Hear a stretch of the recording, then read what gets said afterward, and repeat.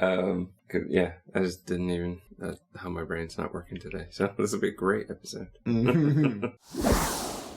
Hello, and welcome to Filling in the Gaps. I'm Justin. I'm Darren. Here on Filling in the Gaps, we discuss puzzle games and puzzling movies. Today of which we will be discussing a movie called Annihilation. Annihilation comes from 2018. It is just under 2 hours. Stars Natalie Portman, Jennifer Jason Leigh, Tessa Thompson, Oscar Isaac. It's a pretty full cast. Yeah. Directed by Alex Garland. Also written by Alex Garland and Jeff Vandermeer. Mm-hmm. Alex Garland, you probably know best from Ex Machina. Did he do The Beach as well? No, that wasn't him. Are you thinking Danny Boyle? That was Danny Boyle that did The Beach. I think there are multiple movies called The Beach, which was why I hesitated. What else did Alex Garland? He did Ex Machina and... There are a few things which I had in my notes. Let me just for full clarity, we tend not to hide anything except our faces here. I forgot. I didn't forget. I brought the wrong bag. So I have one bag that is for my day-to-day work stuff, and I have one bag that is specifically for coming here to record. In it is the microphone that we normally use. So if we sound a bit different, well, that's because we're using Darren's microphone today. Darren's rubbish microphone. Not necessarily rubbish, but not really designed for two people. Yeah, exactly. I also left behind my notes. So today, who knows? Once we get to the spoiler section, we'll figure out how we're going to attack this one today. Yeah, relying on my notes is not going to be the best. It's all over the place. Could be the shortest episode ever. Yeah, well, maybe. It might be a good thing. Since it's probably going to be my edit, maybe that will be a good thing. I tend to get some pretty long ones. But if you want to look up Alex Garland, we can. Because he did have a couple, but I can't remember what the others are now. He was a writer on Devil May Cry. Yes, he's written a number of things. So you'll find that he's written 28 Days Later. He's written... What was the other one you were talking about? He's written for... Sunshine, right? Sunshine. Yeah. So he's definitely written for some very interesting stuff. Directed a few. Mm-hmm. Men is one that... I've seen Men. Yeah, you said it might be something, but I haven't taken the time to watch it yet. So when I do, maybe we'll get to that one in the future. But I will say that he does make very interesting films, which is kind of why we're going to talk about Annihilation today. As far as IMDb, it's about 6.8, which is just below where I would normally put this is a good movie. Mm-hmm. I feel that's a bit harsh. Right. Rotten Tomatoes, a little bit better. You have the audience at 66%, but you have the critics at 88%, which feels a bit more how I would put it. I think that it's one of those movies that's best to go in knowing practically nothing. Yeah, and I did a little experiment for this episode where I read the book. The book and the movie are two... I mean, they obviously share a main plot, but they're totally different, completely different. Alex Garland has really done a good job of writing this because the book is quite slow, more philosophical, and thinks more about life and purpose and philosophy, whereas Annihilation has turned that into more of an action kind of thing. Yeah, I mean, they're two totally different things, but they're both quite good. Would you recommend people read the book? And would you recommend they read it first? What order do you think works best? I mean, I saw the movie first and then I read the book, and I think that was kind of cool because it gave me almost like a little bit of a backstory.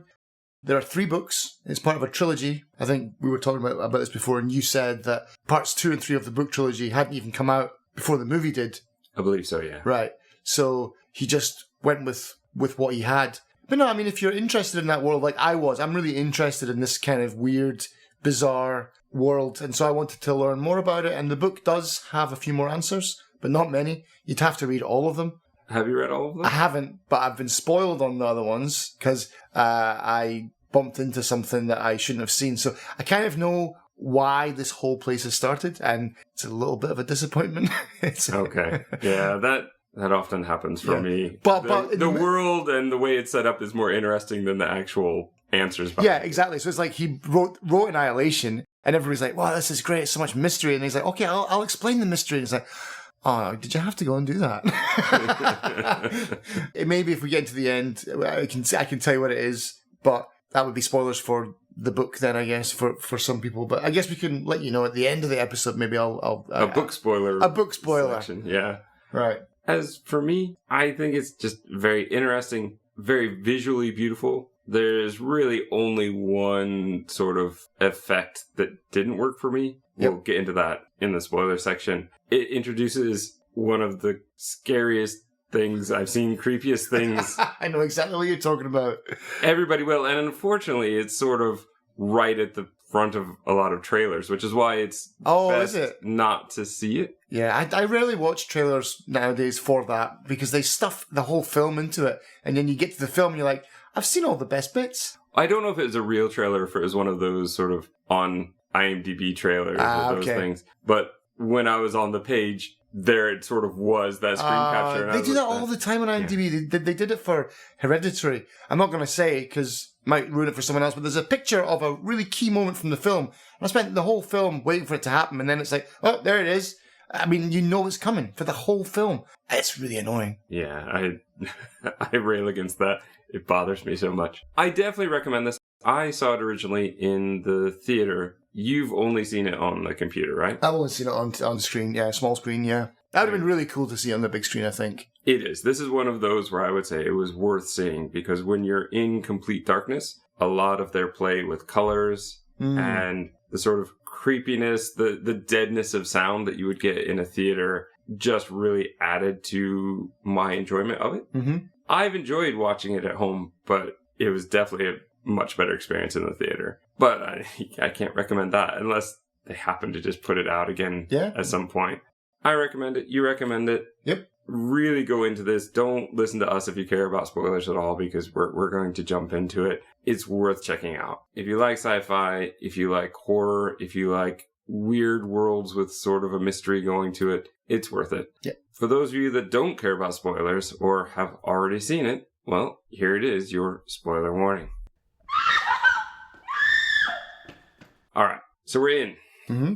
How do you want to talk about this one? Since I have no notes and I'm not going to go like DVD commentary style bit by bit. Yeah, so I mean, basically we start off with the movie though, but that's kind of important. And that is where we see a meteor track through the sky or some object is falling out of the sky and then it hits the lighthouse. Yes. And does that happen in the book? We're at the very beginning. I think we can talk about what happens at the beginning. Yeah, I mean, basically in the book, it's not a meteor, it's beep. For the first book, you don't know anything, really. But in the first book, do you know that that's what they were doing? Is that how it started? No. Okay, so that's a huge major spoiler that completely cut out now. Okay, well, what you have not heard is the major spoiler from the entire series. That was keep it till the end. Yeah.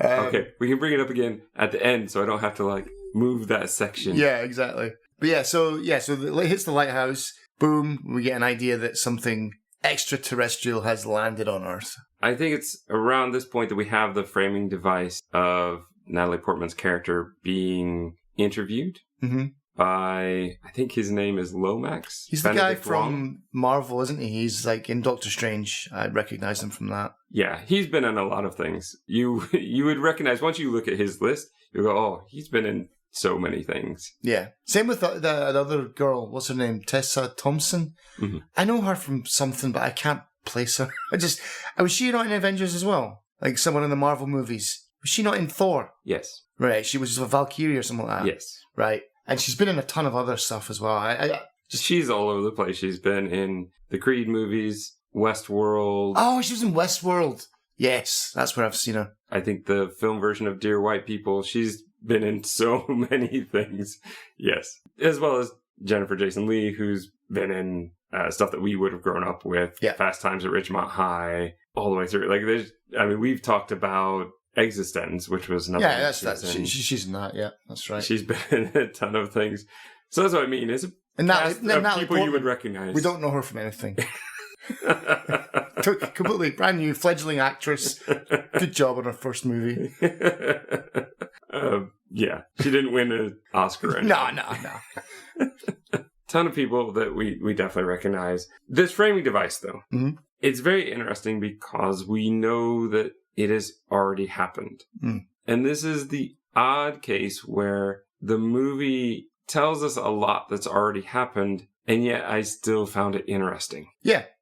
Even though she's just sitting there, basically retelling the story. I think for me, though, it's more they're talking about people we haven't met yet in the past tense. Yeah, because you get this idea that something bad's gone down. She's like the lone survivor. And they're all wearing hazmat suits. And it's not just him interviewing. There's a whole audience of people just dying to hear what she has to say. Right. And I don't know if it's this point, and since I don't have my notes, we're just going to go with it. Things that he talks about are, how did you survive? Mm-hmm. How long do you think you were in there? Yes. For her, she thought it was a couple weeks, but it was more like months. Mm-hmm. You only went in with about 2 weeks of rations, yet you survived. So how have you survived so long? Yeah. Which I think they somewhat answer. They do. I think, basically, the shimmer, basically, that dome that's over the top, is basically, it refracts light in a weird way so that you can't see into it. Radio waves can't get out of it.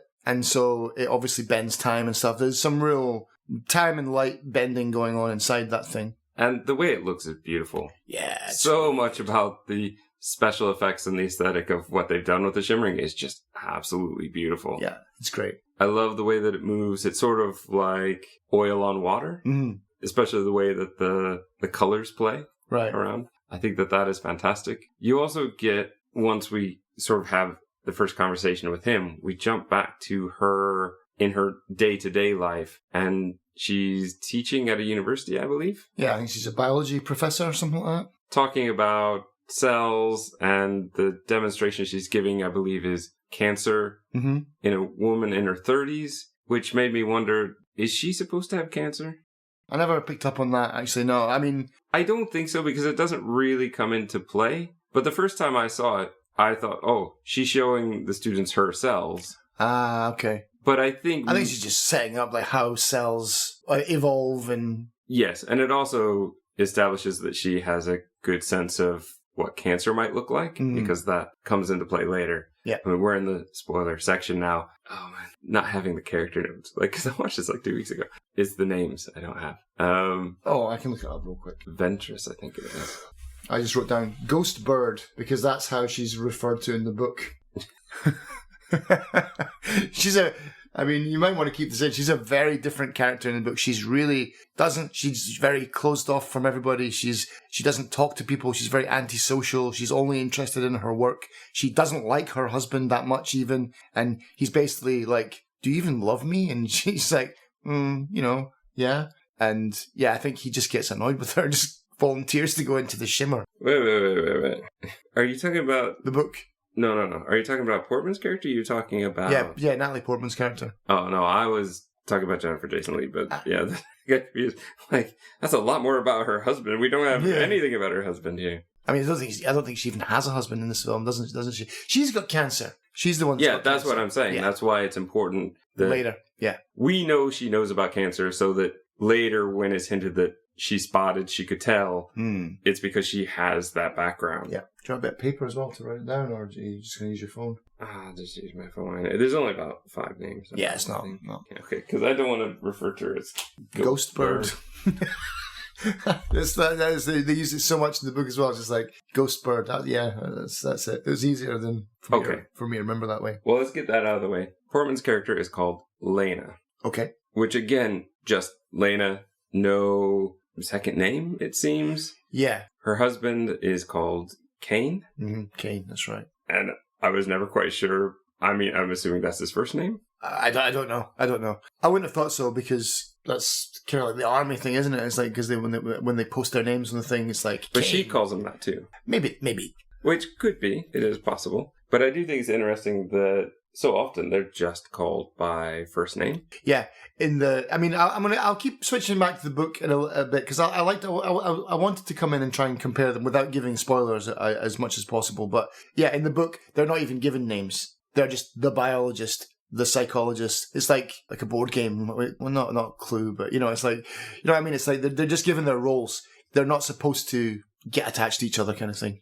We also find out that her colleague Dan is concerned about her because it's been a year since Kane disappeared. Mm-hmm. He and by proxy his wife have invited Lena to a garden party, but she doesn't want to go. Lena says, "Oh, I'm going to repaint the bedroom." Yeah, the way she does it, she still thinks of it as our. She hasn't given up on him, and we get a whole tragic scene of her at home and crying and painting and moving and crying and looking at old photos and those kind of things. And it's in one of those moments, I believe, where Kane appears. Yep, just walks in the door. We do see him walk downstairs first a bit, look around, look at some pictures, and then go up. But he has no answers for her. In the kitchen, she's getting very frustrated because he can't say where he's been, what he's been doing. He just doesn't seem to know anything.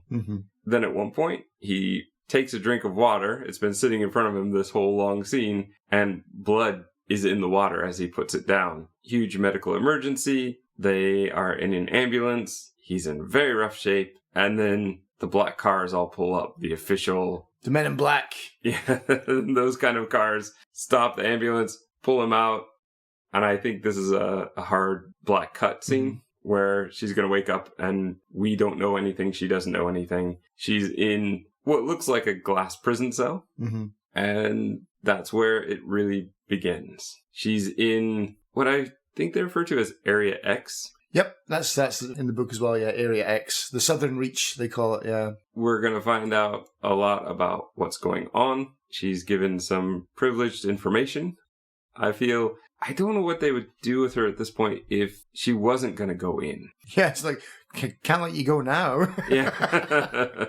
I would have suspected them to just take her home at this point, but they took her there. I guess because she's seen Kane, she already knows too much, and maybe they're concerned that she has some sort of disease or something. Maybe, yeah. This might be a quarantine protocol.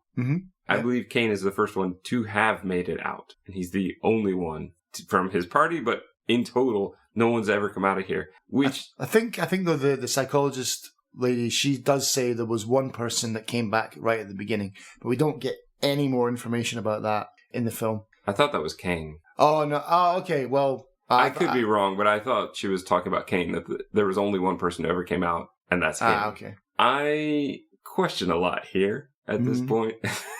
So the whole issue of Lena and why do we have her here and why are we giving her all this information? Maybe they just feel she deserves it. Personally, I like to fill in the gap here a bit and think that Ventress wants her on the party and is kind of teasing her with information to kind of make Lena think it's her own idea to want to go in. Yeah. And that would tie in a lot with the book as well, because the book, maybe cut here, maybe perhaps if I go too far, you can make the call on this. But in the book, hypnotism is a really big part of the book. And really? Yeah. Okay. Yeah. It just doesn't play a part here. Yeah. It's like, so they're hypnotizing people into going in, and that's the role of the psychologist every time. A new psychologist will always go in, and she's got like a sheet of hypnotic suggestions that can make them do this, do that. And the title of the movie, Annihilation, is actually to cause them to commit suicide. And it's like their kill switch, basically. So that's the name of the book, and this is why it's the name of the book, but it doesn't play into the film at all. Yeah, so it's like, they've taken that hypnotic suggestion. I think you're right. It's like, they've kind of like, it's dumb. You know, hypnotism is dumb. Yeah. I'm sorry, it is. But they've taken that and they're like, but it's kind of cool. Maybe we're not going to say it's hypnotism, but I think maybe you're right. Alex Garland was like, kind of want that to happen here. Like, yeah, just kind of edging her, playing the reverse psychology game, getting her on this mission because she's close to it.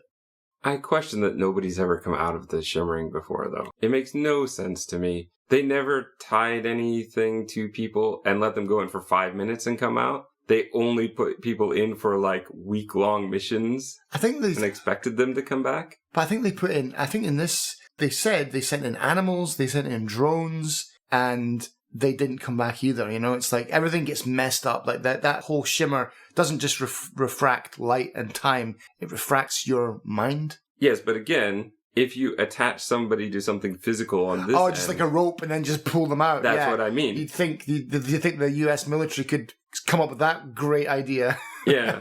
It seems to me like that would be a first start, especially after somebody disappeared the first time. Right. At least take it a bit at a time. Have somebody step in and step out. Nobody's ever done that?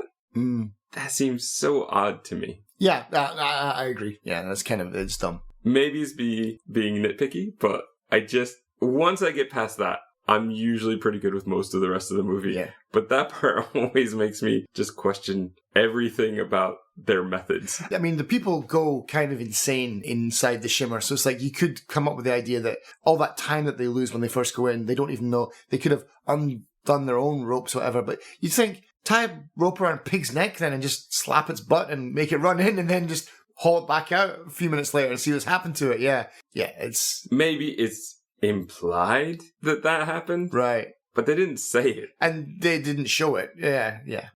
Lena is going to meet a group that is about to go in. The crew, yeah. So we have Anya, who is played by Gina Rodriguez. That is our paramedic. Right. And she sort of flirts with Lena. Well, I think it's okay given what we're about to do. What are you about to do?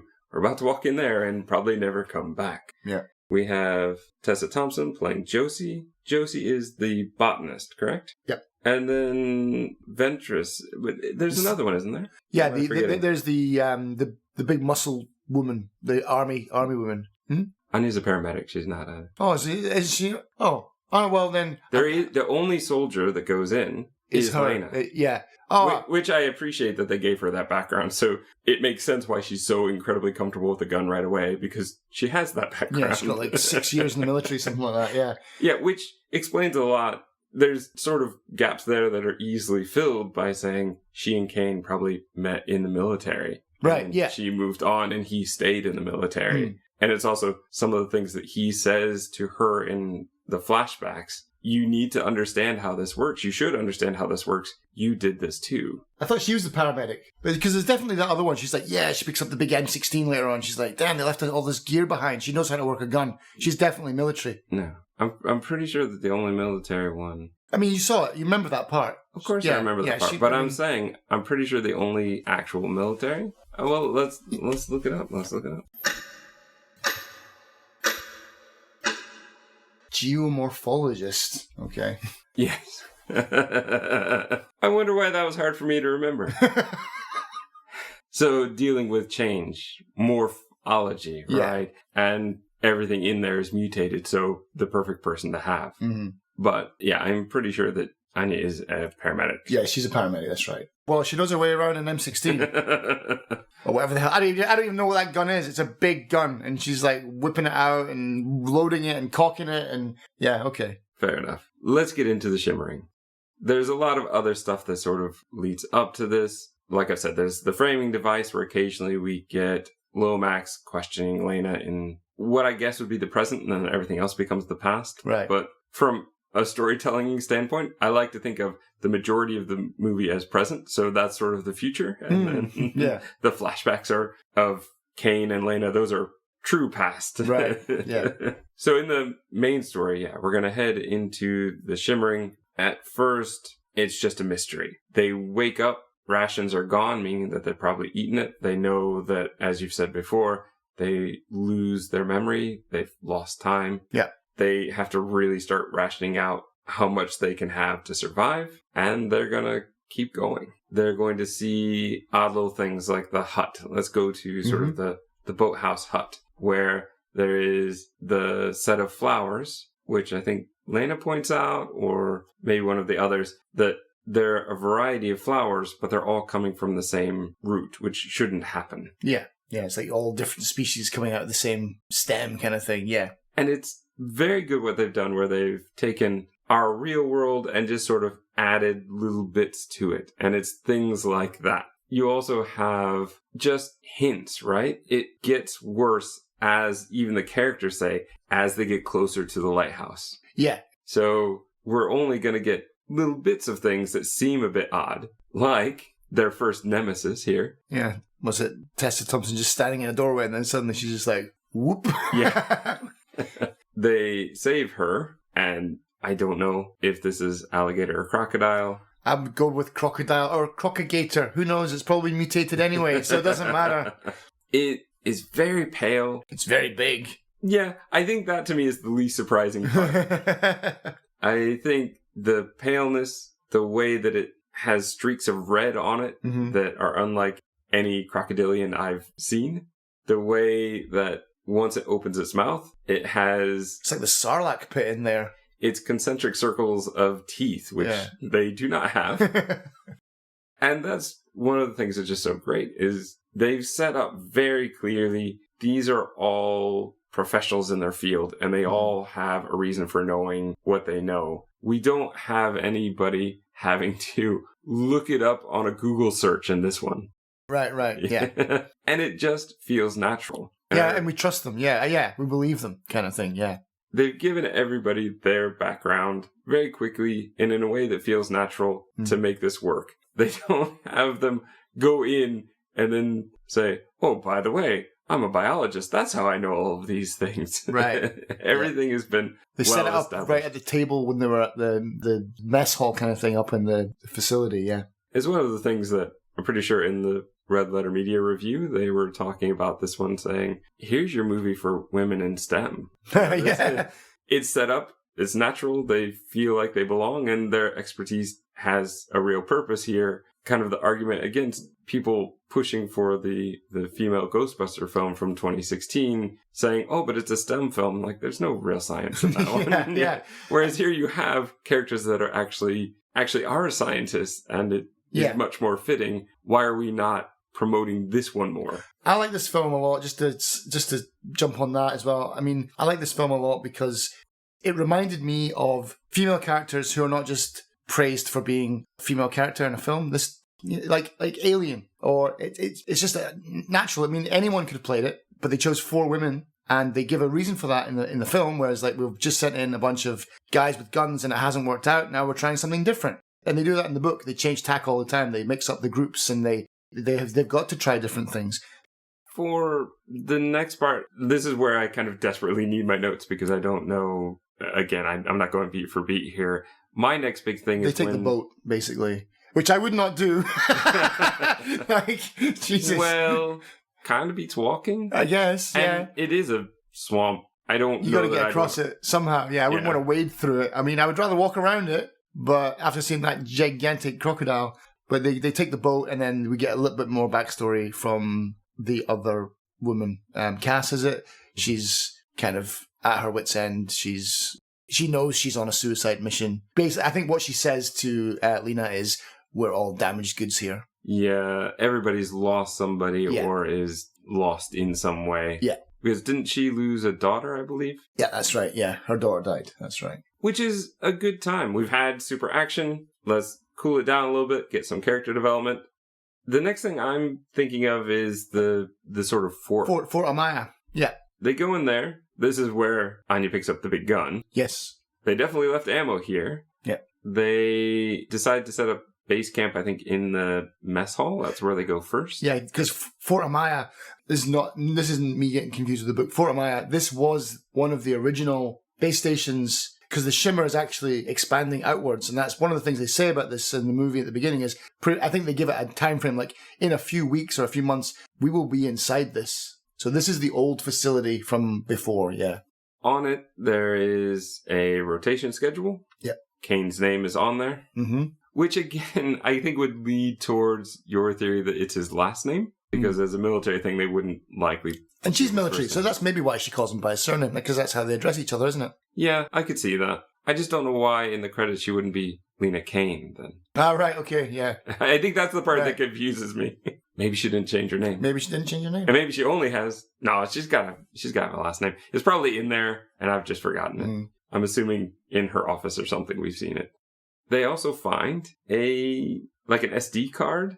Yeah. That luckily fits into the video camera that they've brought. They watch it. There's a weird thing happening in there where Kane has a knife. Yep. And he's about to cut one of his military buddies open. And when he does, there's something squirming inside. Yeah, like a big bunch of eels writhing around inside him. And he seems to just take being cut open like a boss. He's like, just cuts a big square out of him like a television. Whoop, have a look inside there. Yikes. But this is the part that I don't get, but I kind of get, because the Shimmer is obviously messing with their minds and they know it, but they can't believe what they saw. It's like, well, just watch it again then. It's right there. Rewind it if you don't believe it. But yeah, because there's a huge argument as to was anything actually moving. It was a trick of the light, one of them says. Yeah. I don't think so. We're also going to lead into them finding that body in the pool, and essentially vegetation has grown out from it. Yeah, he looks like one of those wall enemies in Dead Space. You know, the guys are just like melted into the wall, and they've got like veins and stuff like radiating out. They're growing like moss into the walls behind them. But yeah, this is where you get a dead giveaway for the ending of the movie, and that's the tattoo of the snake eating its own tail on the arms. That's obviously a symbol of their unit. Our Natalie Portman character has that symbol. Yes. But she was never part of his unit because the Shimmer has created her and made a mistake. And so she's been produced by the Shimmer.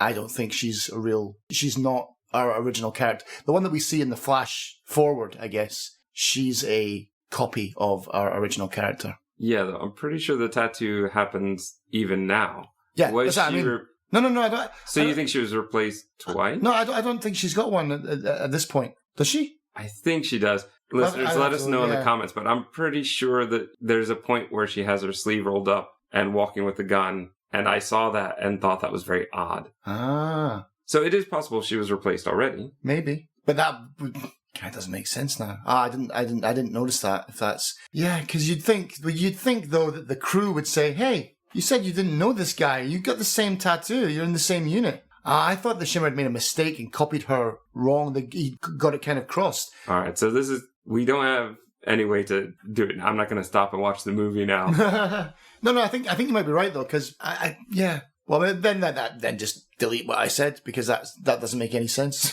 Well, but somebody else has it too. I think. No, I'm going to just go watch the whole movie again. Just get rid of all this whole part. I've just muddied the water completely. Yeah, I think you're right, man. I think you're right, because I remember thinking, why are they not connecting that? You can see it. And she's just said she doesn't know that guy. Yeah, I know. I think you're right. I don't think she ever says she doesn't know him. I think she just doesn't. She's hiding it at first. She doesn't share the information. Yeah. Which we know that the psychologist knows. Oh yeah, Ventress asks her at one point, why didn't you tell them that? And says, I think I understand why. Mm-hmm. Because you don't want them to know. Because you want them to trust you, but you have to lie to get them to trust you. yeah. Which does sort of hurt things a bit later. Mm-hmm.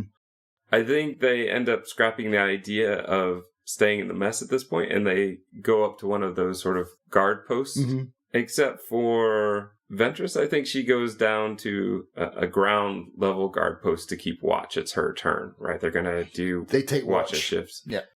Meanwhile, Lena is up looking at some of the samples under a microscope. Is she carrying the microscope, or does she... I'm guessing it's part of the base originally. This one, I think that's the case, though I'm pretty sure she looks at one later, so it makes me wonder if she took a microscope with her. I'm guessing she's got her own already, but... It would be a lot of weight, I would think, but for what they're doing, it might be worth it. That's her job, to tag and bag and research stuff in there. I mean, her focus is cells. Yeah. And I think this is where she's going to go down and have that conversation. But this is also where Cass is going to be pulled away. They all have a big fight, because I think the truth comes out, doesn't it? Yeah. But before they can truly finish the fight, Cass is going to be pulled off by a bear, let's call it. Yeah. I mean, it looked like a werewolf to me. I don't know what it was. It just comes in, bites her shoulder, and just like, whoosh, just like takes her out of the equation. And this is where they argue about what to do. I don't know if it's this point, but eventually Lane is the one who's going to find the body. Yes. But she finds it alone, which makes the others not trust her. Yeah. What happens next then? What is because the bear is the next thing I remember. We've got some J.J. Abrams lens flare, and then... Yeah, I know the exact movie you're talking about. Yeah, there's a bit of like, just movie kind of slows down. You see like some really cool deer with huge tree antler things. So the wildlife is very cool and interesting. I don't know exactly, because I don't timestamp any of these notes, but they're going through, and then this is the part, I think, where they stumble upon that kind of village with all the people who are turned into plants. Is that this part after this? Was it now? Because, well, it might be now. It might be now. I think that happens later, though. It's definitely later, near maybe the middle of the film. I'm going to say that's definitely later, because they're the last two at that point. They're alone. Mm. So before that, we're going to have to get to the bear scene. I don't remember exactly what leads up to it, but it is, for me, what earned the price of admission for me. why didn't I write down the bear part in here? I think I was just saying, like, in my mind, I was like, oh, I won't forget this part, and Justin will have written it down, so he'll know where it comes up. Yeah, they get kind of trapped by the... Oh, wait. I don't remember exactly what led to this, but again, it's the lack of trust and the fact that they all feel like they're going a bit crazy. Yeah. That one of them does go a bit crazy and ties them all up. Yeah, we get the Thing moment here. Yes, and I think it's Anya? Yeah. The paramedic who has tied them all up. Yeah. And is trying to get answers because she's finding out all these truths. Lana, you knew about Cain, and Ventress, you know more than you're letting on, and you're trying to lead us away. Because there was a big argument, I think, before this about whether they should just go back or whether they should continue on. And Ventress was definitely wanting answers and wanted to go on. Right. And it was a vote of a sort. And because Lena supported going on with Ventress, that the others followed. Anya says, that's why we followed, and you were lying to us the whole time. I don't trust any of you. And she threatens their lives with a knife, I believe, at this point. Yeah. There's a scream, though. And it sounds like Cass. Yeah. This freaked me out when I first saw it, man. This must have been great in the cinema because it's just so quiet. Especially if you don't know what's coming. Yeah. Anya is going to be torn up by this bear. And the bear is going to come upstairs and is going to slowly walk around sniffing at the other characters. But the worst thing is, one, it has a weird skull head. Yeah.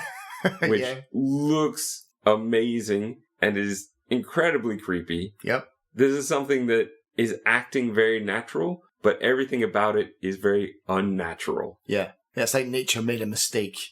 And its voice is Cass's last words, her screams that we had heard when she was being taken away. Yeah. And it does it in little bits as well, as though that is the growl, as though it's been run through a synthesizer into the bear. Yeah. And that is the voice. Press the key a little bit, you get that sound. And it will sort of repeat on loop, but not always the full saying. It just depends on how much it's growling. Yeah, it's weird. It's amazing. Great. It is so amazing. Yeah, it's just like, this bear noise mixed in with this blood curdling scream. It's just, when I saw that, the hairs on my arms raised up, man, everything when I heard that, it was just a really cool part of this film.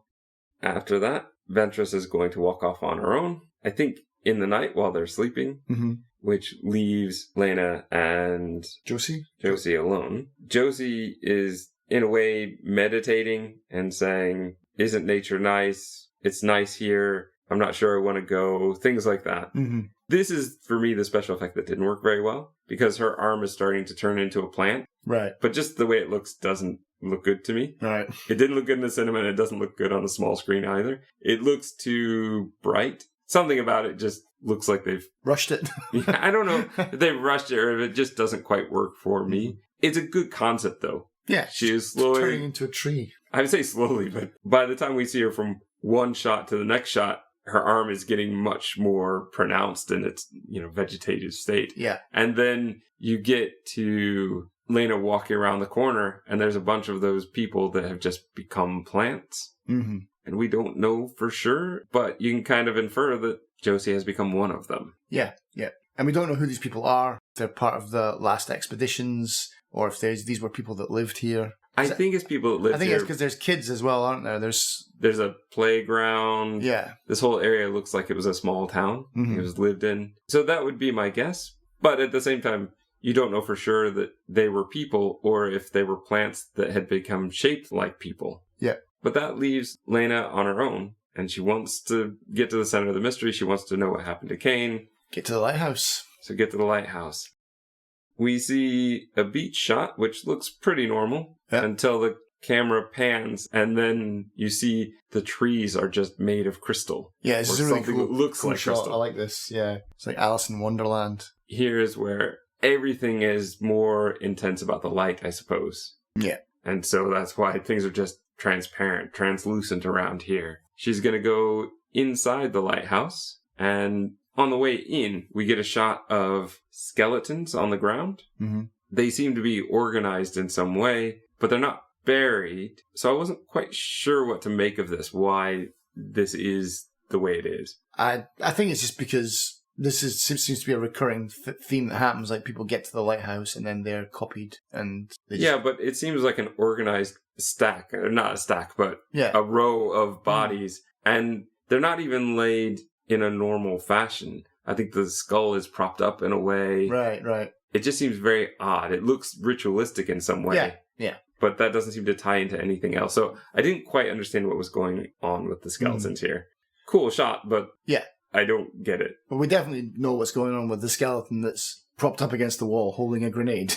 Yes, which I think this is a fantastic way to do this bit of storytelling. Kane recorded his own death. Yeah. And we see it happen. And we even hear him talking to someone, and it's Kane's voice that is responding, but Kane isn't talking. Yeah.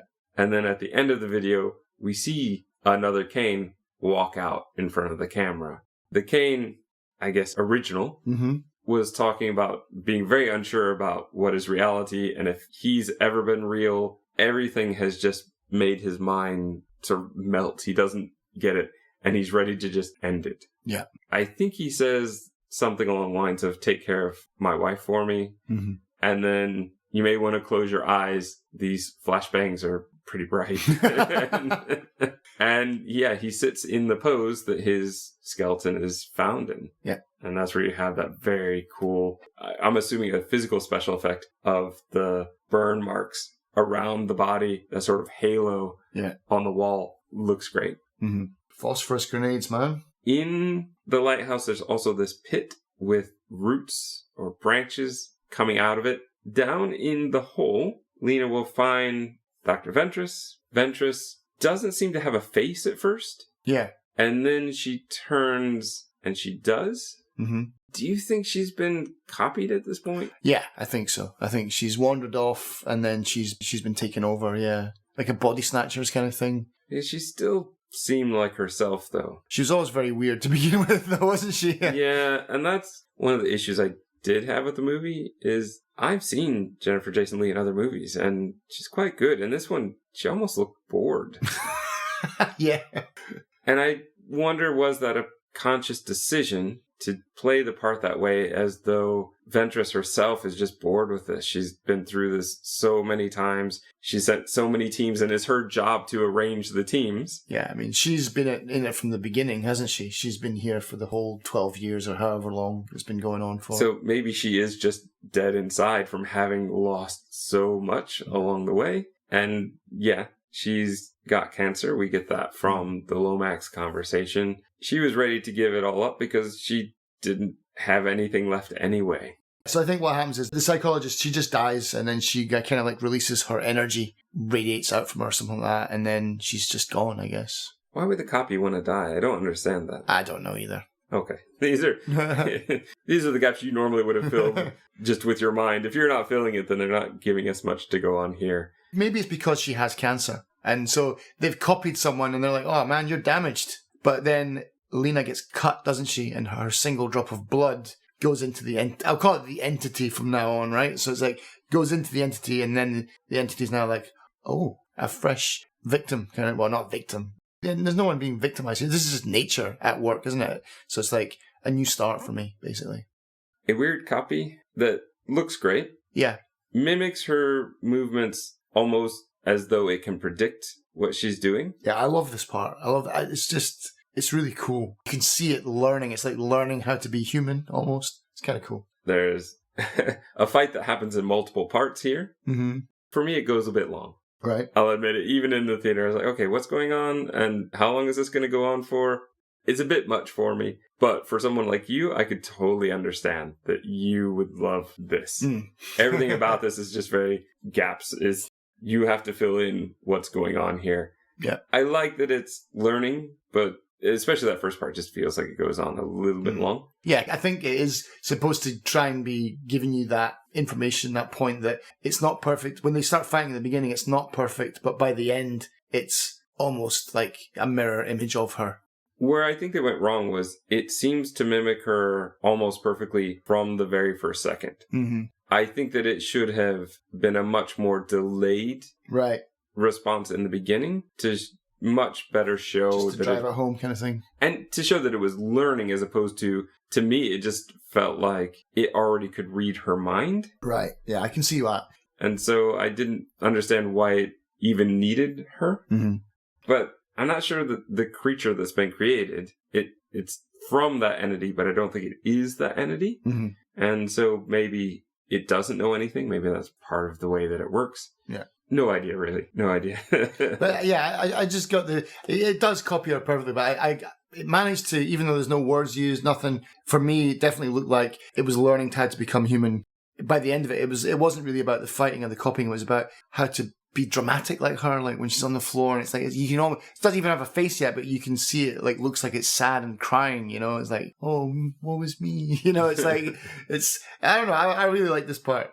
This is the part in the movie, though, where you could take two different approaches. You could say, unreliable narrator, did she kill it? Or did it kill her, and that's her talking to these guys? Mm-hmm.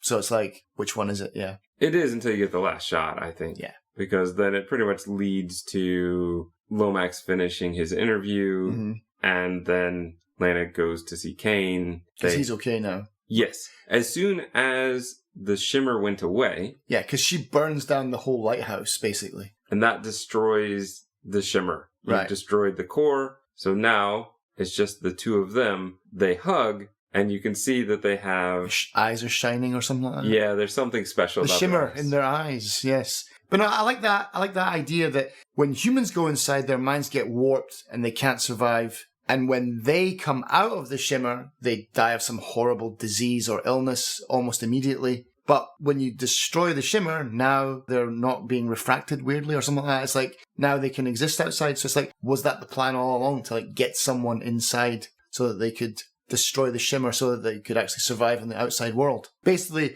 it's a prison inside there for them. They can't get out of and we can't get into. But now that it's gone, that last shot, it's like life finds a way. Kind of, it's cool. Yeah, she's definitely a copy. He's definitely a copy, and that it's quite it's quite explicit in the end.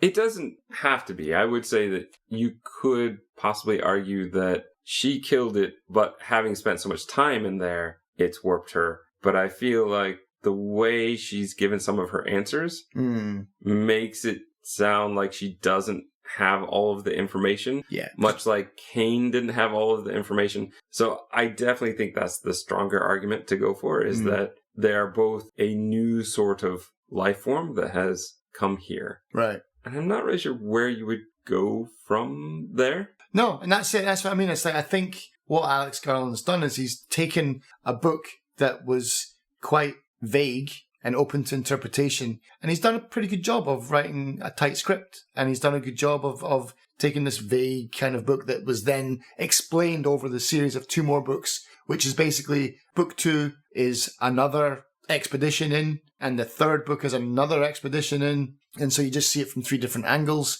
and by the end of it you get a payoff. But a lot of people who read the books are just like, kind of wish they hadn't done that. So they wanted more. They wanted less. They didn't really feel that it needed an answer. Oh, I meant, okay. I was thinking more, they wanted more, like they wanted a sequel, and they wanted all 3. Ah, right. No, yeah. Like they wanted more movies. But no, I think this is as a self-contained film, it's really good. I think they closed, again, they filled a lot of gaps in the book, and they came out with something pretty cool. It's basically panspermia, isn't it? It's a meteor falls out of the sky, new life on Earth. It finds a way to survive. I really like what they've done with the characters. I really like this sort of framing device in a way that I normally wouldn't, because they're basically giving it away. But I think what they do is they tease it well enough. You know, maybe people died, but you don't know why. So the mystery is worth going back for. Yeah. And just the visuals alone. Well, I mean, the bear alone was enough for me. Yeah. It just added something so creepy to the horror sci-fi genre that alone was worth it. But so many of the other things, the building up of the mystery, the things intensifying, that to me was done very well. That even though I felt some of that stuff at the end was quite a bit long and maybe not as clear as I would have liked it, overall, I remembered loving it before, and I've watched it now, and I really enjoyed watching it again. I think I liked it the second time even more. Actually, I got more out of it. Maybe because I read the book, and then watching the film again was cool. But Yeah, I mean, I remember liking it the first time and then thinking, oh man, and then I looked at the time, it's like, 2 hours? Come on. But it flew by, man. It flew by. But no, the other thing that I wrote down here was I like how they're basically the alien Adam and Eve now, aren't they? They're just like the first two that have made it onto Earth, and who knows where they'll go next. Garland has outright, flat out said he is never making a sequel. Doesn't mean other people won't. Doesn't mean other people won't. I don't know what Vandermeer's take is on that either. I don't know if he wants that, because I mean, if you do it based on the books, you're just telling the same story again, or you're going to go against movie canon. Then I guess you could make a TV series or something like that out of it instead, and go by the book. But you couldn't go by the book because you'd ruin the first movie, and then we'd have Star Wars again. Now, we're just about to sum up. Well, I've already done my sum up, really. But you did say at the beginning that you had some stuff you wanted to talk about with the book, but we wanted to have the book spoiler warning. So, movie conversation done. Let's talk just a little bit about the book. Here's your book spoiler warning. Yeah, exactly. Now, the book is good. I mean, I don't know if I want to spoil it for you, though. Do you think you'd read it? I'm not sure I would. I mean, the way you've described it so far makes it sound to me like the movie is better. At least better for me and the things that I like. Yeah. The fact that the characters are going to be... What did you call Lena? The biologist, the psychologist, what? Oh, Ghostbird. Yeah. I don't know how much patience I would have for that. That's how they refer to her the entire way through the book as well. Because that's her thing, that's like, she's antisocial. She goes, basically, he calls her Ghostbird because she goes to parties with him and she hangs out with his friends. He's very, gregarious and whatever. And she's this person who sits in the corner and she's just very into her work and she's basically not there. Yeah, so Ghostbird. But she's the perfect person to go in because she's really into her work. But the whole thing is mind control, hypnosis, and it all takes place, the first book takes place in this place called the Tower. Or the tunnel, because it's like basically it's like an inverted tower that goes down. But basically the lighthouse goes up this way, and that's very important in the book as well. But then there's this inverted lighthouse where some monster lives. Below the lighthouse? Yeah. I don't think it's under the lighthouse. I think that and the lighthouse are two different places, I think. But yeah, so it's like there's a monster that lives at the bottom of this other lighthouse. And they find writing on the wall out of algae or something like that, and there's just they all go bananas insane. This was after so we probably cut the whole part before where you gave away a bunch of spoiler here. Yeah. In the book you said this was all an experiment. Yeah, okay, so was the monster before the experiment or a result of the experiment? A result. Okay. So they go to this lighthouse. It's basically, imagine Skulder and Mully go to this lighthouse because they hear it's got special properties. And so they start messing around with light, refracting light and stuff like that. And they basically hit a frequency that messes up the whole area. You can choose what to cut from this, right? And I was just like... Well, this is book spoiler, so... Yeah. So it'll suck. We won't get people to the end, but that's fine. So the psychologist from the movie... She's actually the daughter of the monster. And so she left and then she joined this team and she changed her name and all that. And now she's going back to find her roots, basically. But yeah, it's all just some kind of SCP thing. It's all paranormal. It's not alien. It's some weird interdimensional ghost light stuff. It's just weird. Because it's too messy, really. But the good thing about the book is it just focuses on a couple of characters and their interactions. It's all about them talking to each other. Yeah, just like being really just what is life kind of thing. And just like the whole thing of like free will, power of suggestion. And yeah, it is what it is, but it's definitely nothing like this film. Okay. At all. Gaps filled, more gaps created. But yeah, so cut all that out. Sorry, Justin. Just cut all that out.